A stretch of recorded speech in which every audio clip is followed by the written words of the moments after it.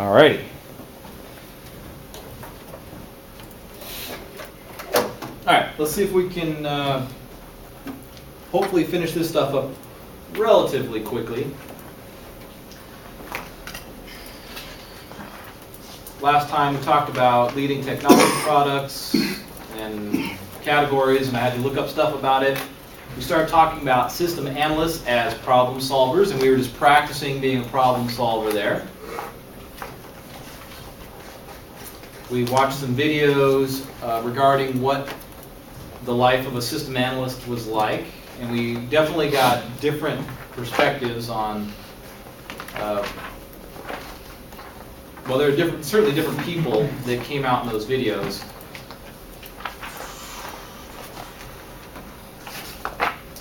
I think I just barely got to this process right here. So here is a formalized approach to looking at problem solving from the book. Seems like a good step-by-step way of looking at things. Research and understand the problem, verify that the benefits of solving the problem outweigh the costs, define the requirements for solving the problem, developing a set of solutions, decide which is best, define the details of the chosen solution, implement the solution, monitor. I think I said I was concerned more with the stuff on the left. All right, I'm going to make your life hard again by asking you another question, or giving you another case to deal with. All right, so I'm going to give you another case that I was involved in, and I've talked about this in my MIS class before, so this will sound familiar when I say the word LeagueWorks. When I lived in Phoenix, there was a youth football group, and this youth football group actually traveled from Phoenix to Florida and won a national championship for kids that were about 11 years old right after we put in a new system for them. So I don't know if the technology helped them win, but it'd be nice to think that it did. But what they said was that they had a problem with their treasurer came up to me and he said, we have a problem with our registration process. The way the registration process works right now is we have about five times a year where parents come out and they fill out a big old stack of paperwork. They wait in massive lines. They get a physical, and so we have like 5 all-day events on Saturdays typically conducted at a high school where the kids get signed up. Now the bad thing is that it wastes the day for the parents, it wastes the day for the volunteers, because the volunteers are say, we want to help kids play football. We don't want to spend five Saturdays out of our year helping people sign up for football, as much as we like talking with parents in line. But and then another greater issue they had was this treasurer said, after everybody's done signing up, he says, I fill up the entire back of my truck with the paperwork, and then I have this Access database that's underneath the covers it's an Access database. It's called LeagueWorks, and so and I have to enter in all of the paperwork that the parents fill out into this. He's like, again, I'm a volunteer. I like football. I don't like filling in paperwork. It takes me weeks to fill up all these, to type from these truckloads of paper, fill that out into the software. And so he says, can you help me? All right, so how about you guys step through this process based on what I've told you? Do you feel like you understand the problem? Yes. Okay, let's verify that the benefits of solving the problem outweigh the costs. What do we need to know?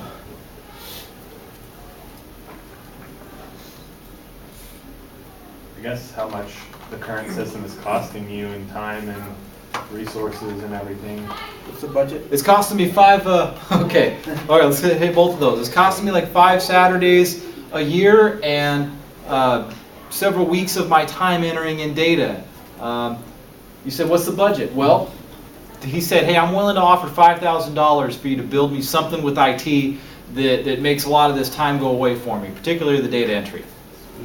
So if you're a consultant or and you're working with them, do you think that the benefit for you and for them, $5,000 makes it worth it to try to use some software services or whatever to fix their problem? Yeah. So it kind of depends on your perspective.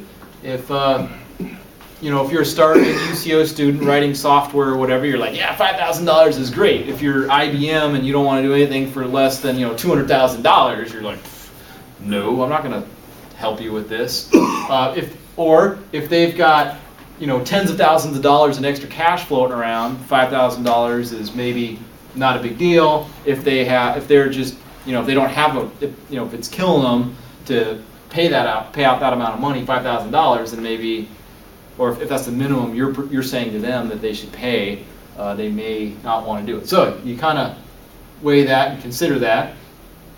Okay, next step, define the requirements for solving the problem. Where do you go from here? It needs to shorten the amount of time that all this whole process takes. Is that what you mean? Do you want to put it on a website so that parents can straight put them in, or do you want something that parents come to a place? Yeah. So what's the difference between understanding the problem and defining the requirements? Knowing what you need to solve it. Yeah. Yeah. So this one you're understanding what the pain point is, but you really haven't planned out how you're going to solve that exactly. And so now we're gonna learn more about this in upcoming classes. But what do you think are methods for determining requirements or representing requirements for what they're getting in return for their $5,000? What are the best tools that we know will be best?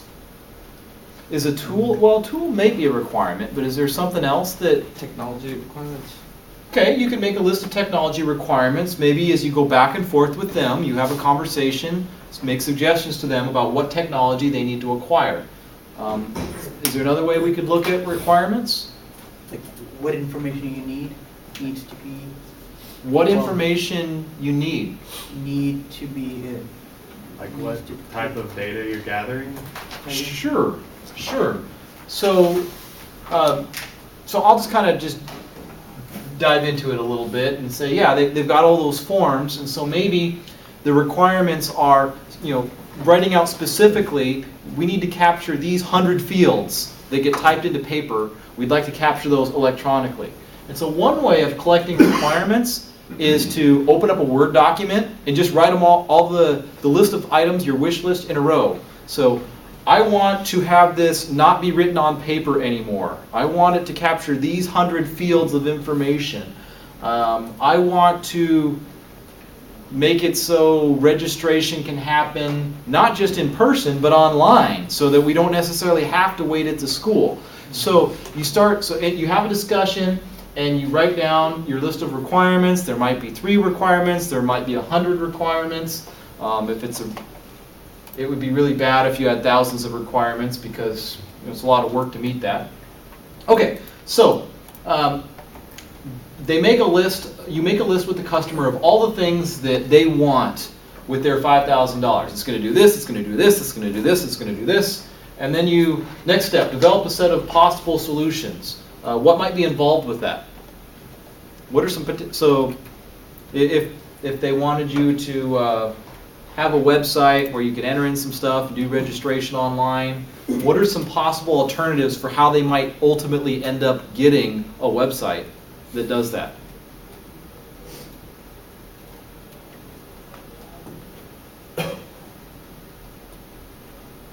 They can contact like GoDaddy and they use their solution.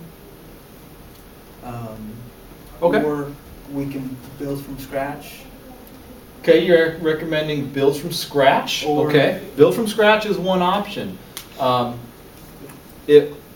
And then you're kind of going down the right idea with the other one. If it's not built from scratch, what's another option? Buy pack software. Buy. Now, do you think there's a lot of online software solutions for their specific issue? Sure. Yeah. Yes and no, Yes and no. because they're ultimately just trying to fill out forms. Basically, they're trying to capture. Yeah, but it's very specialized stuff. The 100 fields, that's probably pretty specific. Yeah, it's got all kinds of stuff in there, like when you register, you know, you got to fill in medical information. What's your doctor? What's your dentist? What's their phone number? What's their address? You know, are your parents together? Where do they live? What's your height? What's your weight? Do you have any siblings that are currently playing that you would like to be on the team with you when you register? Do you have any friends that you would like to be on the team? And if you do recommend anybody, we'll give you a discount for signing them up. And so, and for the person that's signing you up, would you like to be a volunteer? And then you enter in all kinds of information about you, what's your work schedule, and it just goes on and on and on. Or they can tap into the admission, their school admission. They have all these information already. So kind of that way, parents doesn't have to fill out all these again. Just necessary information. I would think that there would probably be some privacy issues related to any individual school's data that they would just give out to a for-profit group in the community, but it's a good thing to ask. Is there a way to get this data easier? All right, so next step, decide which solution is best, make a recommendation. That's relatively straightforward, right? So we're weighing all these options. Maybe you build it yourself. Maybe you have multiple vendors that are providing it. And the reality is there's going to be a mismatch between what it is that's offered and the 100-item list that you created. And there's where you have your decisions to make. Like, okay, well, this one meets 90% of our requirements, or we could build it ourselves. Where do we go with this? You know, and you think about the pros and cons in terms of time, cost. So you determine which solution is best, make a recommendation, define the details of the chosen. So the rest of these ones aren't as critical to think through. As you define the details of the chosen solution, sometimes you work with a vendor who can customize the product for you. And so maybe depending on the number of features you buy, it can change the cost or the time to delivery, things like that. You implement the solution, and and then you support it over time. So I made some notes here. I don't think we're on the original slide, which is that when you define your requirements, sometimes they're enumerated, meaning that you make a list. Sometimes they can be visual. A lot of products these days, you just go into some place, go into a coffee shop or whatever, and you just start drawing stuff on a napkin. I want to make a web app or a mobile app that looks like this. And that's the start of something great. And this makes sense, build, buy versus lease. So there's a number of ways you could acquire software. All right. Anyway, problem solving, I think, is one of the key things for you to be able to pick up as a business person. So we talked about that. These steps that we just went through actually overlap quite a bit with something we teach in the MBA program. We have MBA students read through cases, detailed stories about businesses and problems that they're going through in many different industries and in many different countries around the world. And we have the MBA students write up an analysis of the business case, not to solve an IT problem necessarily, but to just try to solve their problem. And it's kind of similar to what we just talked about. So initially, they write stuff and present stuff that shows that they understand key problems that the organization is facing from among a wealth of data. So they have to pick it out. It's not necessarily clear. They have to develop possible solutions to a problem that they identify. From the solutions that they give alternatives. You could do A, B, or C. You could do A, B, or C. They then recommend a solution. Say, I recommend B because this is the best way. We think it's the best way to go. And then they elaborate on their chosen solution. So they say, hey, I think you should do B, and here's the 6-month plan for how you would do that. You would have a director of marketing do this. You would have an engineer do this. Anyway. All right, back to IT stuff. Again, quickly moving through some of the materials from this chapter. Here's this idea of a system. You'll probably see this represented in a lot of different ways. A system is really, a system, generically speaking, You can just draw a line out in space and put a bunch of stuff in it. Could be a biological cell, could be a solar system. A system is something with a boundary with parts inside of it. And when you talk about an information system, particularly, for example, when you talk about an ERP, you could draw that line around the ERP, and then within it, there can be a bunch of subsystems in there. So in a given organization, this one happens to have one box, so they have a whole system which represents all their information systems, and then this one box right here represents the customer support system, and then for development purposes, there are 4 different parts of the customer support system, one of them being catalog maintenance. But outside of the customer support system, here's one of these, an inventory management system. This could potentially be blown up also with a number of subsystems. Manufacturing system, again, is something else. So when you think about a company and the system they maintain, you can think about it as a bunch of isolated pieces of software that potentially all work together to accomplish things. There's another way of looking at a system. It's similar, but a system can also be, in IT terms, can be thought of as something that takes inputs and creates outputs. So part of that inventory management system or customer management system could involve taking in data related to those operations and spitting something out. And there are key components that we typically think of when we think of an information system. An information system is comprised of people, procedures, sometimes we say processes, data, software, hardware. Another way that we use this in our other classes is we say people, processes, technology, and data.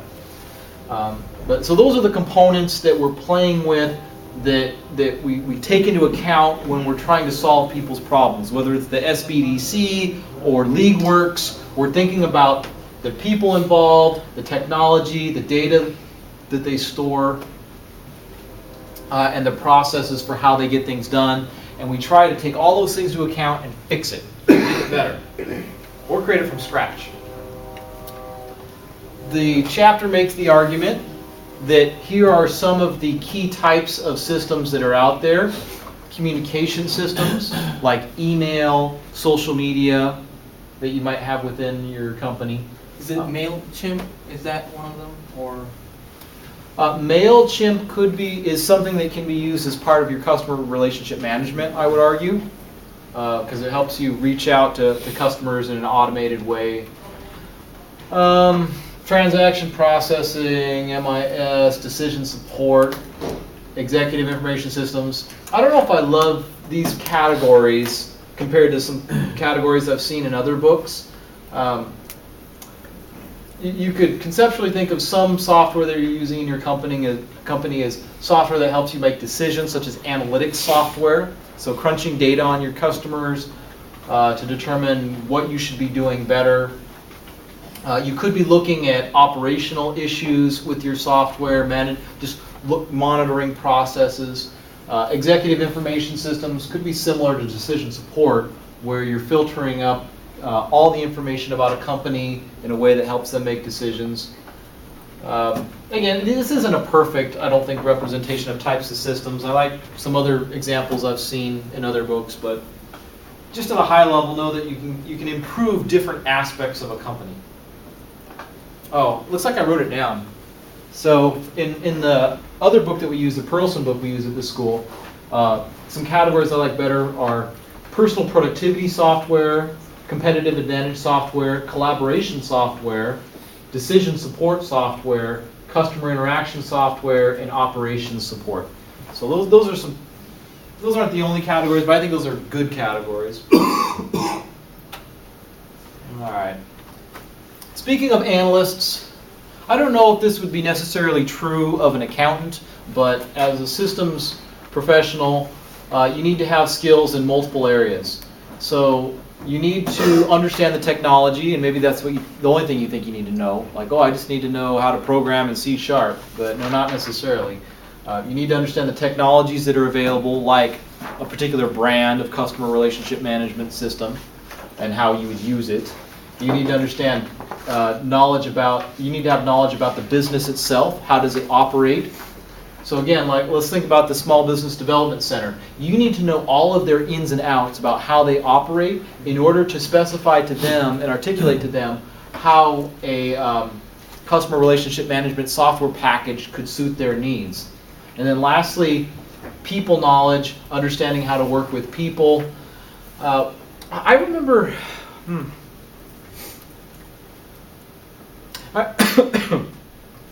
I remember working at Ernst & Young, an accounting firm. And one of the challenges I had while I was there was that, and I don't know if this is a good example or a bad example to share, but one of the challenges I had when I was there was that sometimes when I was working with some folks on the phone, their language skills for people from foreign countries who were very smart, otherwise they wouldn't have been working there, but their language skills were so poor that it gave me a tremendous headache to talk to them on the phone. I would be on hour-long conference calls all the time, and I just had to try my very, very, very, very best to understand them. So it was painful for me to work with them. And later on, I was doing some private consulting, and I was working in some organizations, and I was doing a lot of one-on-one interviews with people. And it struck me as I was going through those interviews that I was capturing key information about their business processes through these interviews. And if I weren't communicating with them at a really high level, in a way that they were comfortable with me, if there had been significant language or cultural barriers, like I just was really aware of the fact that I probably would not have been able to collect requirements adequately to suit their needs. So I don't mean to say that in a way that you're doomed if you're an international person or something like that. But perhaps it was a bad example. But in that moment, I was aware that for that particular group that I was working with, it was really advantageous to be able to just talk and be like a normal person with them without any language barriers at all. Because any small barriers would really have inhibited the ability we had to deliver a successful product. At the very least, have people skills. Even if you understand how the company works, even if you're great at CRM, if you bother every single person you come in contact with and drive them crazy, then you're not going to be effective in your job.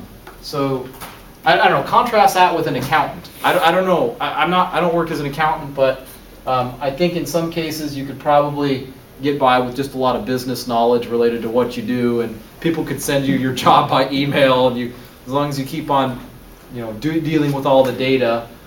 Some accounting jobs might not have to rely heavily on people knowledge or, sophisticated software skills or technical skills. Blah, blah, blah. Alright, that's all I want to say about that stuff. Oh, here at the end, just talking about salaries and things like that. So I'll speed through this and then we'll take a break. Alright, so now here's an old slide. It said in 2010 there were 95,000 IT-related companies. IT was a $175 billion market. I don't know if that was nationally or internationally, but 80% of the top companies did a substantial amount of outsourcing. What does that mean? Well, you're either getting outsourced to or you're overseeing the outsourcing.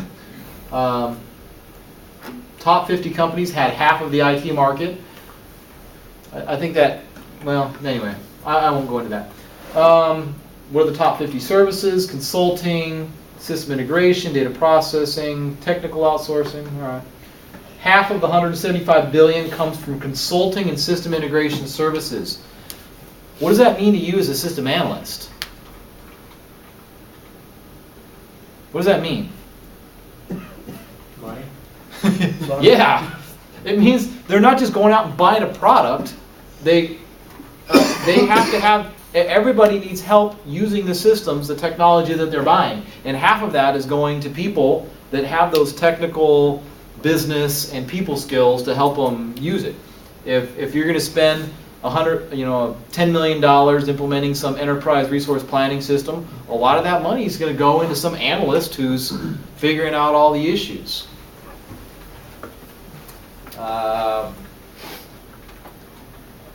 there's lots of different names and categories for what you could do related to IT jobs. So here's one particular site showing that, let's see, computer network architects, 2012 median pay 91,000. Computer programmers, median pay 74,000. Computer support specialists, 50,000. Of course, I want to. That sounds like help desks. Like, what kind of help desk person gets paid $50,000 a year? So that must be qualified in some way, right? System analysts. All right, we're talking about analysts right now. So system analysts, $80,000 median. Security analyst, $86,000. Anyway, you make good money doing other stuff too, slightly different titles. Here's another site. Indeed.com shows. So if you type in the word analyst, you get a bunch of different ways to slice and dice this. So a Java analyst, well, that's kind of a weird way to describe it, but $71,000. Sounds like a programmer to me.